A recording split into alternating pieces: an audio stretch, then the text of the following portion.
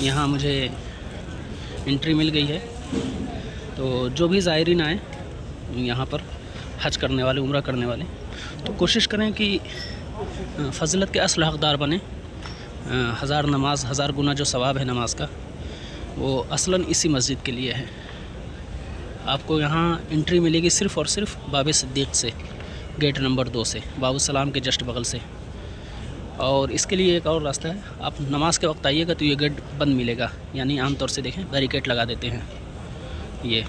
تو اس کے لیے آپ کو پہلے آنا پڑے گا، یعنی ہر نماز کے تقریباً 1 گھنٹہ یا سوا گھنٹہ، 1.5 گھنٹہ پہلے آئیں گے تو آپ کو انٹری مل پائے گی، ورنہ نہیں مل پائے گی. دیکھیں ابھی عصر کی نماز میں تقریباً 1 گھنٹہ باقی ہے اور لوگوں کا آنا شروع ہو گیا ہے، آنا جانا.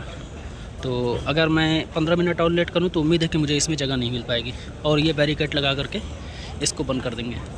تو جو لوگ فضیلت کے طلبگار ہوتے ہیں وہ 1 گھنٹہ پہلے آتے ہیں. الحمدللہ میری بھی اکثر نمازیں اسی میں ادا ہوئی ہیں، جتنی بھی حرم شریف میں ادا ہوئی ہیں. تو اکثر نمازیں میں نے کوشش کی ہے کہ اصل مسجد نبوی شریف جو حضور صلی اللہ تعالی علیہ وسلم کے زمانے کی ہے اس میں ادا کروں. تو میں اس میں انٹری کر رہا ہوں. اب آپ دیکھیں کہ یہ حسین منظر اس کا، یہ جو عمارت ہے یہ سلطنت عثمانیہ کی بنوائی ہوئی ہے، دولت عثمانیہ کے دور کی ہے. اور اس کے پیچھے جو عمارت ہے، جو جہاں سے لائٹیں دکھ رہی ہیں کھمبوں میں، وہ سعودی مملکت کی ہے. یہ جو ہے اصل مسجد نبوی شریف حضور صلی اللہ تعالی علیہ وسلم کے دور کی ہے.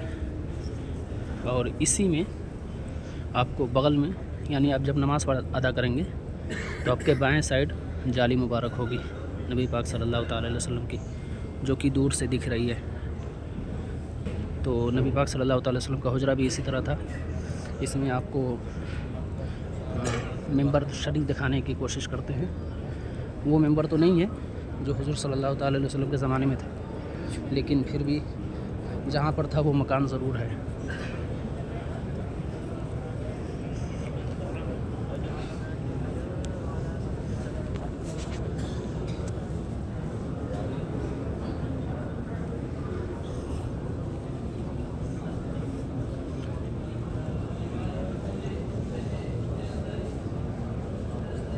وہ سیڑھی گئی ہے اوپر، ممبر ہے وہ. اور اب صدیق سے گیٹ نمبر 2 ہے، یہاں سے ہم اندر آ چکے ہیں. اب یہاں سے اندر کا منظر ملاحظہ کریں. یہ مسجد نبوی ہے، دور صحابہ کی، دور نبی صلی اللہ تعالی علیہ وسلم کی. یہی اصل مسجد نبوی شریف ہے. صحابہ کرام رضی اللہ تعالیٰ عنہ اور نبی پاک صلی اللہ تعالی علیہ وسلم اسی میں نماز ادا کی تھی. اور یہ پرانی بنیاد پر یہ مسجد نبوی شریف ہے. عمارت اگرچہ نہیں ہے جو کہ دولت عثمانیہ کے دور کی ہے، لیکن جو بنیاد ہے وہ دور صحابہ کی ہے. اس میں آپ دیکھ سکتے ہیں دونوں عمارتوں میں فرق صاف ہے. یہ جو اصل مسجد نبوی شریف ہے اس کے ستون یہاں تک ہیں، اور اس کے بعد پیچھے ستون وہ علیحدہ ہیں، الگ ہیں. دیکھیں دونوں کی ڈیزائن میں فرق ہے. تو اس سے صاف پتہ چل جاتا ہے کہ دور صحابہ کی مسجد نبوی کون ہے اور بعد میں توسیع شدہ مسجد کون ہے.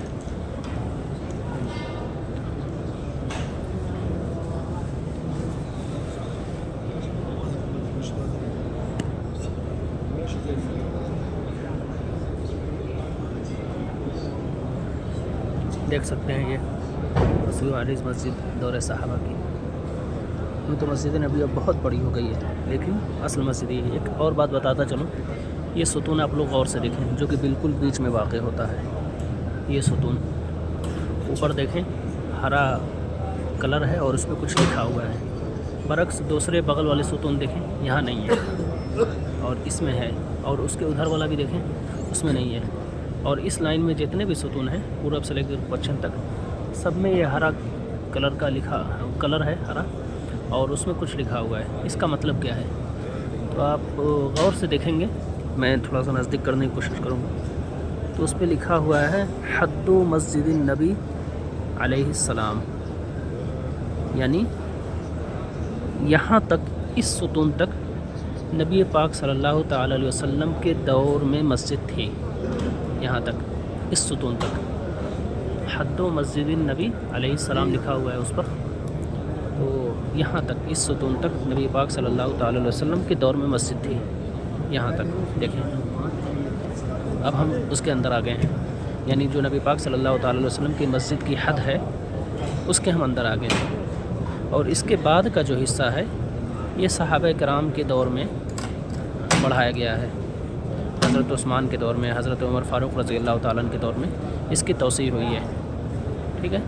تو یہ سلطنت عثمانیہ یا دولت عثمانیہ میں جو تعمیر ہوئی تو اس کا خاص لحاظ رکھا گیا کہ نبی پاک صلی اللہ تعالی علیہ وسلم کے آثار اور ان کی جو اصل حد ہے اس کو باقی رکھا جائے، تو اس لیے اس ستون پر الگ طریقے سے ڈیزائن کیا گیا اور یہاں لکھ دیا گیا حد و مسجد النبی علیہ السلام، یہاں تک نبی پاک صلی اللہ تعالی علیہ وسلم کی دور کی مسجد تھی، یعنی جو نبی پاک صلی اللہ تعالی وسلم نے مسجد بنوائی تھی یا بنائی تھی، خود آپ اس میں شامل تھے۔ تھوڑا آگے بڑھنے کی کوشش کرتے ہیں اور دیکھیں اس مسجد میں آپ نماز پڑھیں گے تو جب قبلہ کی طرف رخ ہوں گے تو یہ جالی سنہری جالی دکھ رہی ہے، یہ آپ کے بائیں سائڈ ہوگی اور یہ آپ کا دائیں سائڈ ہوگا۔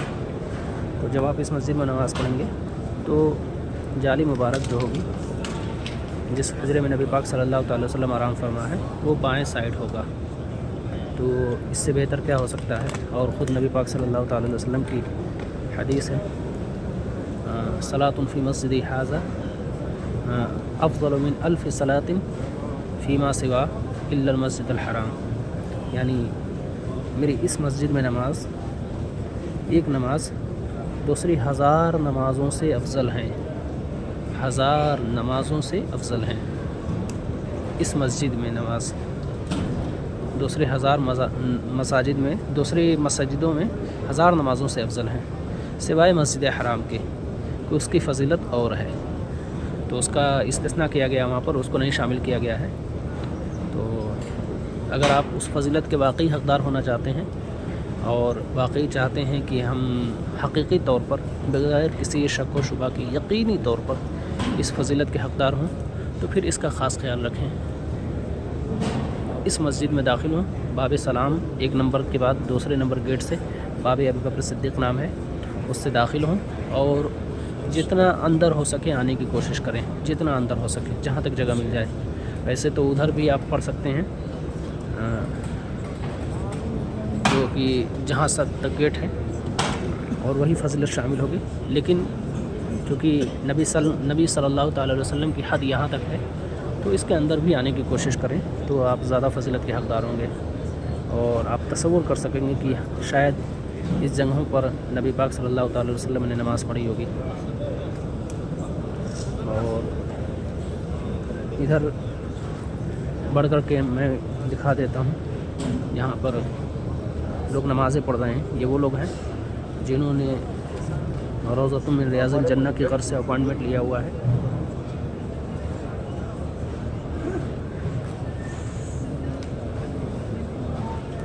یہ لوگ نمازیں پڑھ رہے ہیں۔ نبی پاک صلی اللہ تعالی علیہ وسلم کی حدیث ہے کہ ما بین منبری و بیتی روضۃ من ریاض الجنہ، کہ میرے حجرے اور ممبر کے درمیان، یا ما بین میرے حجرے اور ممبر کے درمیان جو جگہ ہے وہ جنت کی کیاریوں میں سے ایک کیاری ہے، تو وہاں پر نماز پڑھنا واقعی جنت میں نماز پڑھنا ہے، تو اس لیے وہاں پر لوگ 2 رکعت نفل نماز ادا کرتے ہیں، اور اس کے لیے آپ کو اپائنٹمنٹ لینا پڑتا ہے۔ ایک ایپ آتا ہے یہاں پر، جب آپ آئیں گے تو معلوم ہوگا، نسک ایپ ہے، اس کے ذریعے آپ اپائنٹمنٹ لے سکیں گے اپنا ویزا نمبر ڈال کر کے، تو پھر آپ کو 7-8 منٹ کا موقع ملتا ہے وہاں پر 2 رکعت نماز پڑھنے کا اور دعا کرنے کا۔